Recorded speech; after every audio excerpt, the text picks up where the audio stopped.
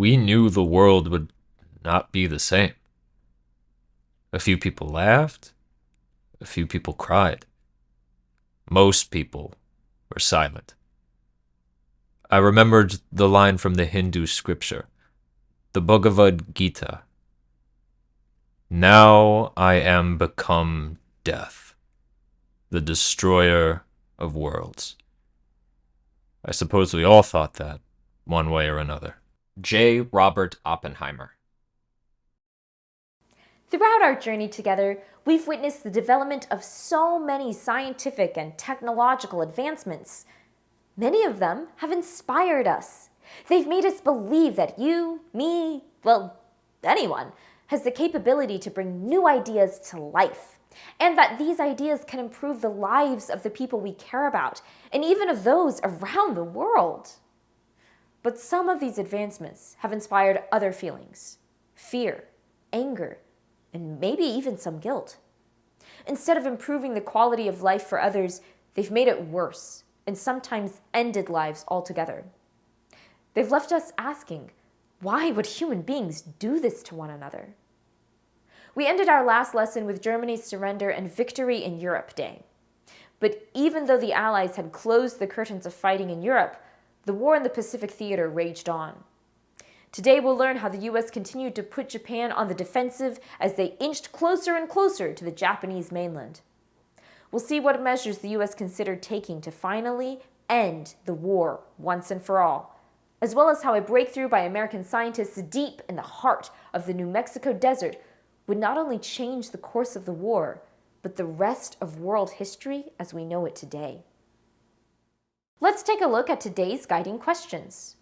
What events took place in the Pacific theater of World War II leading up to the summer of 1945? How did the United States secure an unconditional surrender from Japan? And what were some of the short and long-term effects of the US's decision to use the atomic bomb? And our big picture question: should something as destructive as an atomic weapon be allowed to exist? Ready? Let's dive in.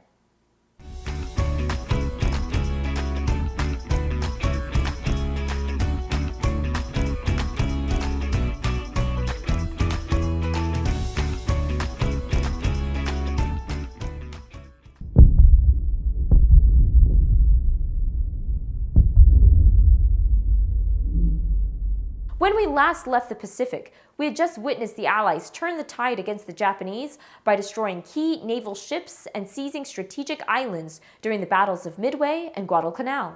Japanese forces were running out of options, so they pinned their hopes on an all-out attack on the American naval fleet in the Philippines. The plan would risk Japan's entire fleet, but desperate times called for desperate measures. The Japanese naval fleet launched the first strike in the Battle of Leyte Gulf in October 1944, but was quickly overwhelmed and defeated in just 4 days. Left with just their army and an aging air fleet, the Japanese grew even more desperate. They began sending kamikazes, or pilots who made deliberate suicidal attacks to crash their bomb-filled planes straight into Allied ships. Although they caused considerable damage, it wasn't enough. Just a few months later, in March of 1945, American Marine forces overtook the Japanese island of Iwo Jima, leaving them just 760 miles from Tokyo. The Americans then began the firebombing of Tokyo, which killed over 100,000 civilians and left over 1 million homeless. American forces continued the assault, seizing the island of Okinawa in one of the bloodiest battles of the entire war, with Japan losing over 100,000 soldiers and the US 12,000. With firm control of the island just 350 miles south of Japan, the clear next step was an invasion of the mainland. But US military advisors cautioned President Truman that it could potentially cost upwards of 500,000 American lives. Truman was now faced with a difficult decision, and it was about to become a lot more complicated with the introduction of a new type of superweapon. Let's review before we move on. What events took place in the Pacific theater of World War II leading up to the summer of 1945?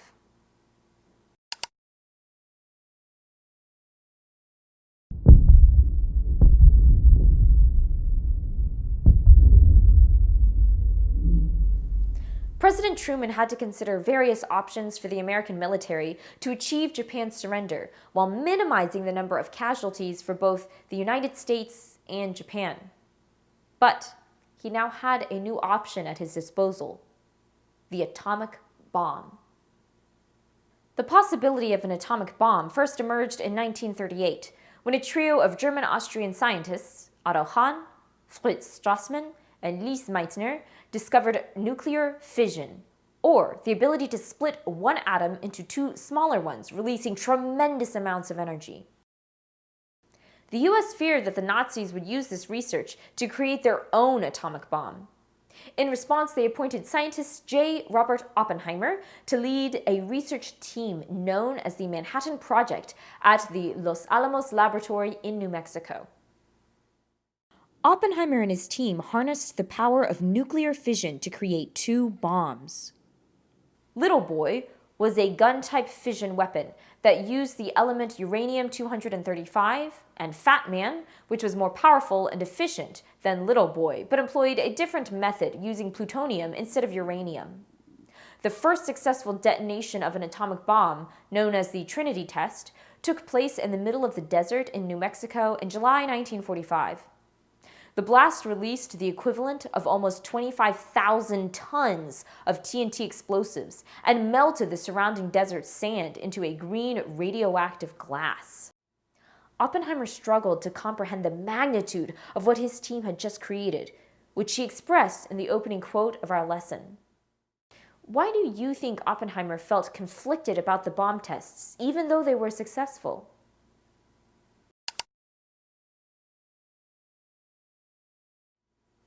You might think that such a powerful weapon would have been hard to keep secret, but even President Truman didn't know of the project's existence until he became president.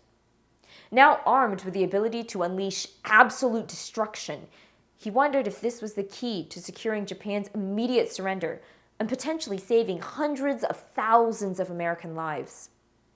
He made his decision just 10 days later. During the Potsdam Conference on July 26th, he warned the Japanese to surrender or face a rain of ruin from the air. The Japanese government refused. So on the morning of August 6th, residents of Hiroshima, a port city and home to a major headquarters of the Japanese military, looked up and saw an American B-52 bomber flying ominously over the city. A tiny speck in the sky, it opened its hull and released a rain of ruin from the air. In a blinding flash, the bomb killed almost 80,000 people, a third of the city's entire population, in an instant. Over 70% of Hiroshima's buildings were destroyed. Survivors were left wandering like ghosts, searching for their loved ones amidst the fiery rubble while the poisonous radiation seeped into their bodies. The world had never seen devastation of this magnitude before. Up until then, most people had not known that this technology even existed. But President Truman warned that the bombing would continue if Japan did not surrender. Japan again refused. So Truman set his sights on Nagasaki, one of Japan's largest seaports. Just 3 days after the annihilation of Hiroshima, an American B-29 bomber dropped Fat Man onto Nagasaki. Over 75,000 people were instantly killed, and another 60,000 were injured. Shell-shocked and overwhelmed, Japan was left with no choice but to sign an unconditional surrender aboard a U.S. battleship in Tokyo Bay a month later. A war that had spanned over 6 years, as well as an entire chapter of history, came to a close with a bright and fiery flash. The nuclear age had arrived, and the world would never be the same. Let's pause for a moment and review. How did the United States secure an unconditional surrender from Japan?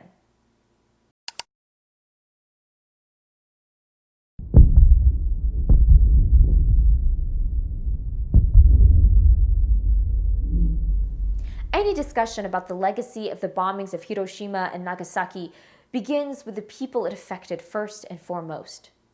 Although over 150,000 died on those 2 days, the destruction did not end when the fires were put out and the buildings were rebuilt.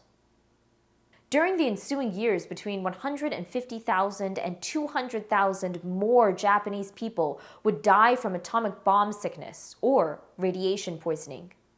Tens of thousands more were stricken with cancer, birth defects, and other diseases. Countless others still live with the horrifying images and sounds they witnessed on those summer mornings. Many scholars continue to debate whether or not the dropping of the bombs actually saved more lives than the ones it would take that day and in the years after. You'll explore more of these perspectives in your PDF. At that point, the United States was the only country with atomic weapons in its arsenal. But that changed just 4 years later when the Soviet Union detonated its first atomic bomb and began what we now refer to as the nuclear arms race. Although one gruesome war had come to an end, the prospect of an even deadlier war, one fought with weapons that can destroy entire civilizations, has loomed large in the hearts and minds of the generations since then.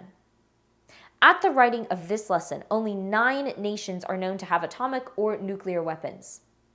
The topics of their development, storage, and use are still debated fiercely in these countries and throughout the entire world. Let's review one last time. What were some of the short and long-term effects of the US's use of the atomic bomb?